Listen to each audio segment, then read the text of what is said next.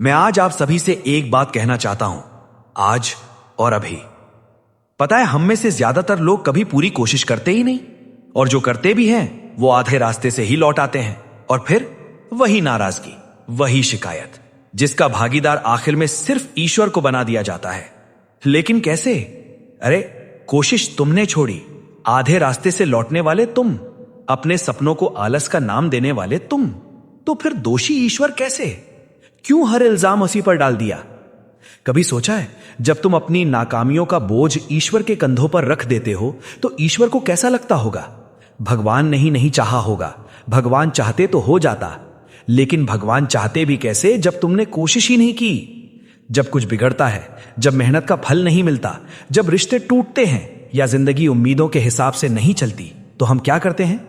अंत में आकर अपनी गलतियों का हकदार ईश्वर को बना देते हैं। लेकिन क्या कभी सच में यह सवाल खुद से पूछा है?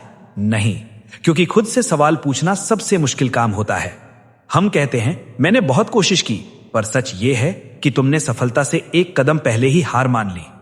अगर मैं कहूं कि ईश्वर भी तुम्हारी कोशिशों के पीछे था, तो क्या कहोगे? अगर मैं कहूं कि ईश्वर भी चाहता था कि तुम एक कोशिश और करो, तो क्या बता, हो सकता है तुम्हारी 7 कोशिशों के बाद 8वीं कोशिश में सफलता लिखी हो, लेकिन तुम 7 पर ही लौट आए। तो गलती किसकी? फिर भी हम कह बैठते हैं भगवान ने साथ नहीं दिया, जबकि सच ये है कि हम खुद अपने साथ खड़े नहीं हुए। जब नतीजा सामने आता है ना, तो जिंदगी आईने की तरह सामने खड़ी हो जाती है, और जैसे जैसे वो आईना हमारे दोष गिराने लगता है, वैसे वैसे उसे तोड़ देने की चाह हमारे भीतर बढ़ने लगती है। आईना तोड़ देना आसान लगता है, लेकिन चेहरा बदलना मुश्किल, और इसी डर में हम खामोश हो जाते हैं। कभी किसी दिन एक पल के लिए रुकना और खुद से पूछना, अगर उस वक्त ईश्वर खुद तुम्हारे सामने खड़े हों, तो क्या तुम आंखें मिला पाओगे? क्या तुम वही कह पाओगे जो सच है, या फिर वही कहोगे जो ईश्वर पहले? मैं आज आप सभी से एक बात कहना चाहता हूं, आज और अभी। पता है, हम में से ज्यादातर लोग कभी पूरी कोशिश करते ही नहीं, और जो करते भी हैं वो आधे रास्ते से ही लौट आते हैं, और फिर वही नाराजगी, वही शिकायत, जिसका भागीदार आखिर में सिर्फ ईश्वर को बना दिया जाता है। लेकिन कैसे? अरे, कोशिश तुमने छोड़ी, आधे रास्ते से लौटने वाले तुम, अपने सपनों को आलस का नाम देने वाले तुम, तो फिर दोषी ईश्वर कैसे? क्यों हर इल्जाम उसी पर डाल दिया? कभी सोचा है, जब तुम अपनी नाकामियों का बोझ ईश्वर के कंधों पर रख देते हो तो ईश्वर को कैसा लगता होगा? भगवान ने ही नहीं चाहा होगा, भगवान चाहते तो हो जाता, लेकिन भगवान चाहते भी कैसे जब तुमने कोशिश ही नहीं की। जब कुछ बिगड़ता है, जब मेहनत का फल नहीं मिलता, जब रिश्ते टूटते हैं या जिंदगी उम्मीदों के हिसाब से नहीं चलती, तो हम क्या करते हैं? अंत में आकर अपनी गलतियों का हकदार ईश्वर को बना देते हैं। लेकिन क्या कभी सच में यह सवाल खुद से पूछा है? नहीं, क्योंकि खुद से सवाल पूछना सबसे मुश्किल काम होता है।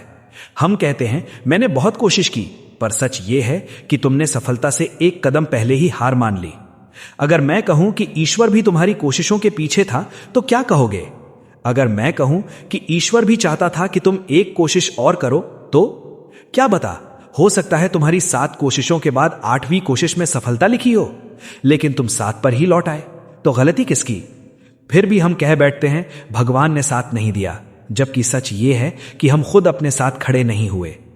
जब नतीजा सामने आता है ना, तो जिंदगी आईने की तरह सामने खड़ी हो जाती है, और जैसे जैसे वो आईना हमारे दोष गिराने लगता है, वैसे वैसे उसे तोड़ देने की चाह हमारे भीतर बढ़ने लगती है। आईना तोड़ देना आसान लगता है, लेकिन चेहरा बदलना मुश्किल, और इसी डर में हम खामोश हो जाते हैं। कभी किसी दिन एक पल के लिए रुकना और खुद से पूछना, अगर उस वक्त ईश्वर खुद तुम्हारे सामने खड़े हों, तो क्या तुम आंखें मिला पाओगे? क्या तुम वही कह पाओगे जो सच है, या फिर वही कहोगे जो ईश्वर पहले से जानते हैं, मैंने कोशिश की थी? नहीं ना, क्योंकि सच्चाई यह है, मजबूरी डर का नया नाम होती है। डर असफलता का, डर लोगों की राय का, डर अकेले पड़ जाने का। और हम क्या करते हैं? इसी डर से समझौता करके सारा दोष भगवान पर डाल देते हैं। एक बात साफ समझ लो, ईश्वर कोई सजा देने वाली शक्ति नहीं है। ईश्वर तुम्हारे दुश्मन नहीं है। ईश्वर तुम्हें वही लौटाते हैं जो तुम करते हो। तुम्हारे कर्मों का परिणाम उसी बीज से आता है जो तुमने बोया है। अगर बिना खेत जोते फसल उग जाती तो हर किसान अमीर होता।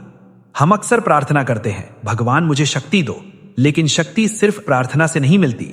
शक्ति मिलती है तुम्हारे उठने से, तुम्हारे अपने पैरों पर खड़े होने से। प्रार्थना बस मन को भटकने से रोकने का जरिया है। ईश्वर चमत्कार नहीं करते, वो इंतजार करते हैं तुम्हारे चलने का। चलना, दौड़ना, गिरना सब तुम्हारे हिस्से में है, लेकिन गिरने के बाद उठाने वाला ईश्वर होता है। और यही सच है, भगवान ने तुम्हें सब कुछ दिया। हाथ दिए काम करने के लिए, दिमाग दिया सोचने के लिए, दिल दिया महसूस करने के लिए, और समय दिया बदलने के लिए। लेकिन तुमने क्या किया? हाथों को आराम की आदत लगा दी, दिमाग को तुलना में उलझा दिया, दिल को शिकायतों में फंसा दिया, और जो समय बचा उसे कल पर टाल दिया। फिर जब कल आया, वही उदास चेहरा, खाली हाथ, झुकी नजरें, और तब कहा भगवान ने साथ नहीं दिया। नहीं, ये ईश्वर की इच्छा कभी नहीं थी। ईश्वर तो हमेशा तुम्हारे कदम उठाने का इंतजार करता रहा। ईश्वर ने तुम्हें आज दिया था, पर तुमने उसे हल्के में लिया। एक बात गांठ बांध लो, ईश्वर कभी अपनी संतान को नहीं गिराते। जैसे एक पिता अपने बच्चे को चलना सिखाते वक्त आगे हाथ फैलाकर खड़ा रहता है, बच्चे को खुद चलने का साहस ढूंढना पड़ता है, लेकिन गिरने से बचाने के लिए पिता सामने ही खड़ा रहता है। ईश्वर भी हाथ फैलाए खड़े हैं, बस तुम्हें चलने का साहस ढूंढना है। सच्ची प्रार्थना हाथ जोड़ने से नहीं होती, सच्ची प्रार्थना जिम्मेदारी उठाने से होती है। जिस दिन तुम कहोगे ये मेरी गलती थी, मैंने पूरी कोशिश नहीं की, उस दिन देखना तुम्हें जिंदगी को सीधे सामने से देखने की हिम्मत मिलेगी और लक्ष्य पास लगता जाएगा। तो अगर आज इस वीडियो के अंत तक आए हो तो खुद से एक वादा करना, जब अगली बार हार मानने का मन करे तो मन ही मन कहना, शायद मैं अभी 100% नहीं दे रहा हूं। उस पल ईश्वर को याद करना और फिर एक बार और जुट जाना। फिर देखना डर पर जीत कैसी लगती है, उम्मीद पर उठना कैसा लगता है। ईश्वर भी यही कहते हैं, कर्म तेरा, चुनाव तेरा, और जो तुझे बनना है वो तेरे हाथ में है। धन्यवाद।